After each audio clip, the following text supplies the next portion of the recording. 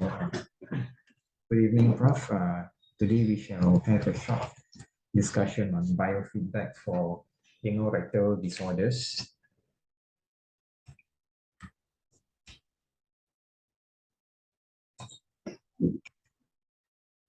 Anorectal disorders, for example, desertification, fecal incontinence, and also related anal syndrome, are in fact quite common. They affect at least about 25% of adults. Some cases and in some data, they have much higher incidence, up to 45%. So when we look at the usual physiology that happens during defecation, it involves few muscles. If you look at the resting phase, the puborectalis will maintain the recto-anal angle. At the same time, when a person is trying to defecate, it starts with a sensory perception of stool. And gradually, as the stool descends, there will be rectal distension, and there will be contraction of the diaphragm and abdomen in the attempt to expel the stool out. And when this happens, the external anal sphincter will relax, and the puborectalis will also relax. This will allow the stool to pass from the rectum through the anus out into the toilet bowl. On the other hand, when the patient has incontinence, what happens is there is low resting or there's a low squeeze pressure over the IAS and the EAS.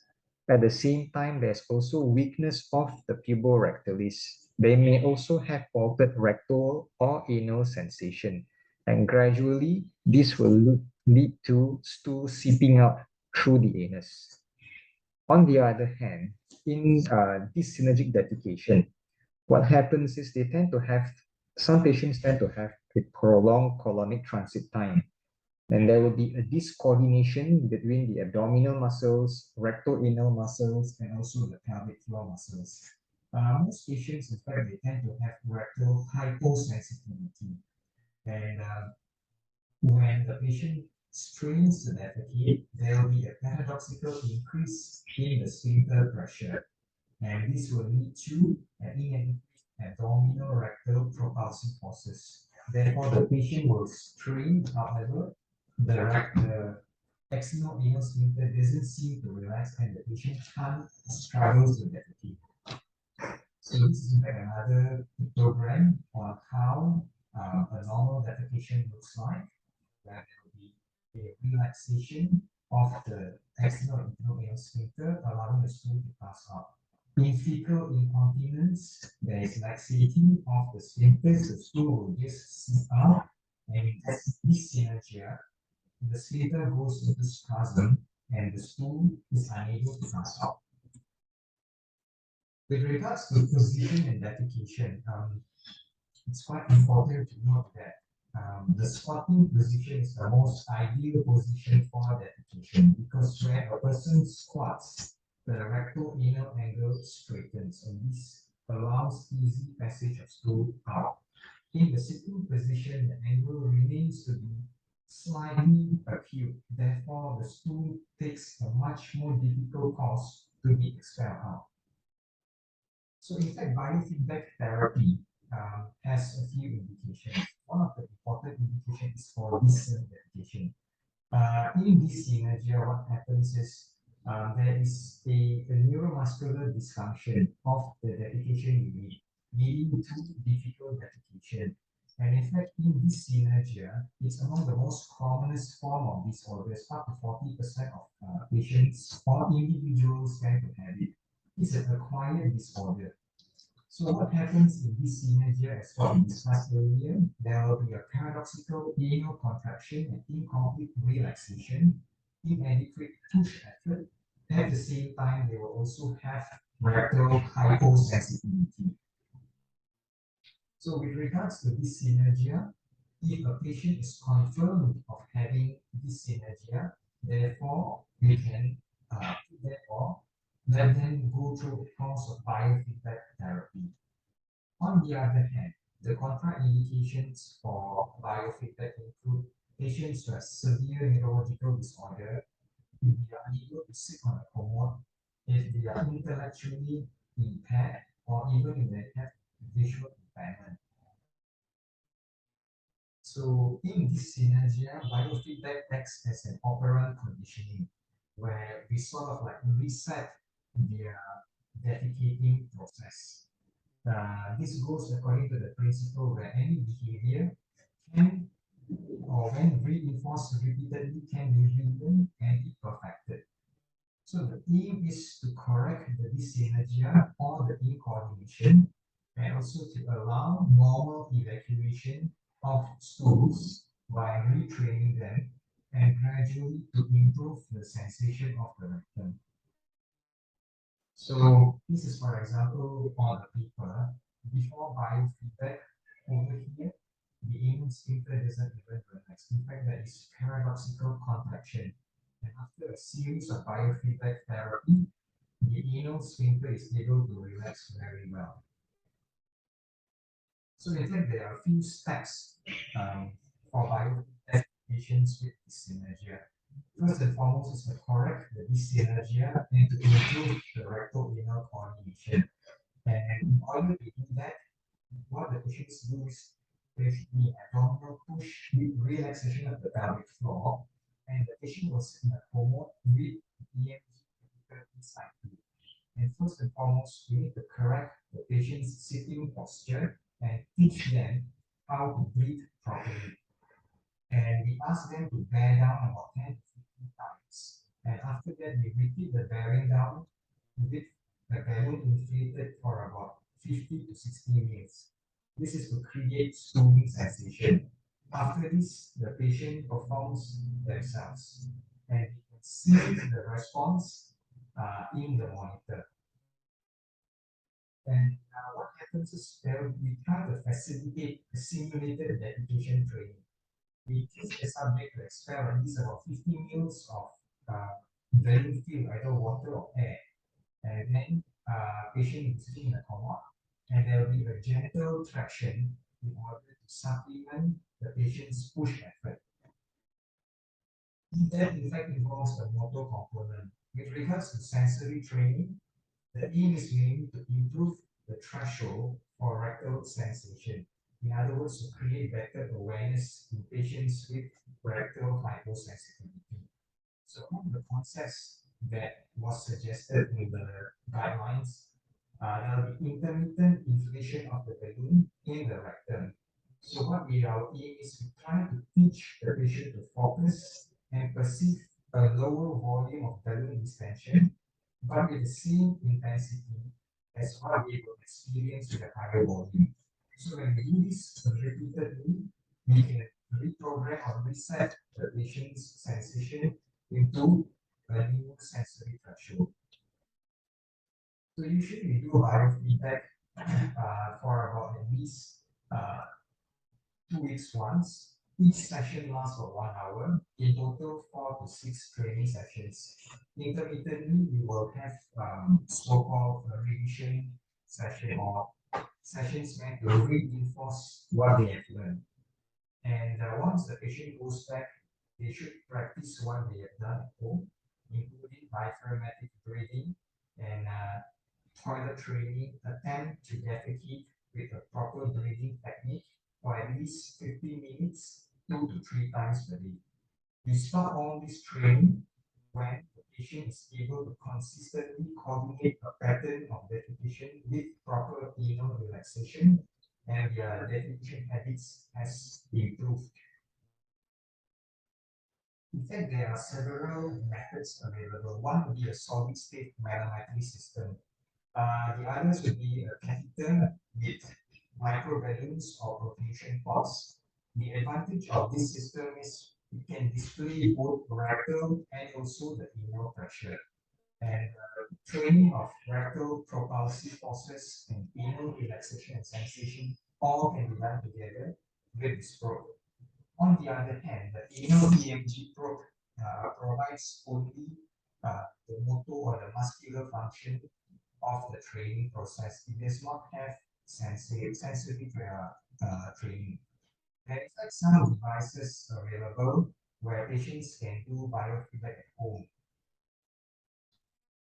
So in fact, if you look, there are multiple papers and recommendations. Each of them, they have a different set of protocols. And biofeedback is in fact a very labor-intensive process. You need staff who are well trained and very dedicated to teach patients about proper stooling habits. And if you look, there are many papers being published. Overall, the conclusion is biofeedback has a superior outcome. And it's quite important to note that there is no benefit for biofeedback in patients with pure chronic constipation without dyskinesia. The indication is mainly for chronic constipation with dyskinesia.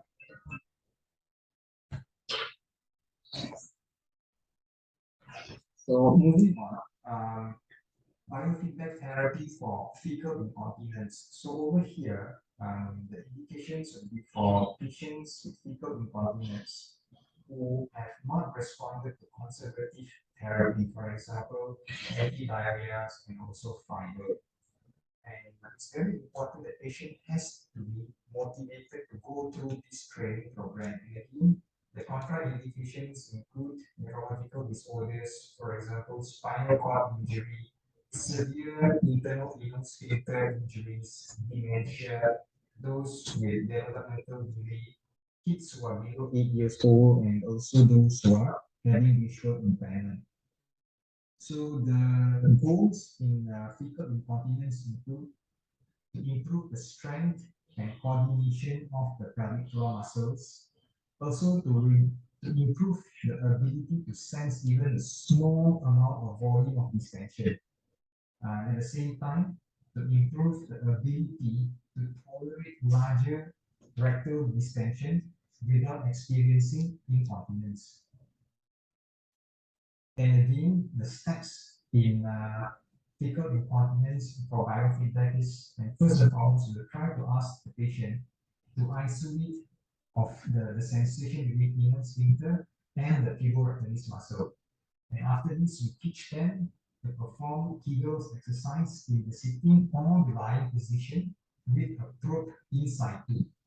And the patient is asked to squeeze and maintain this motion for as long as possible. And after that, we try to ask them to maintain for 30 seconds.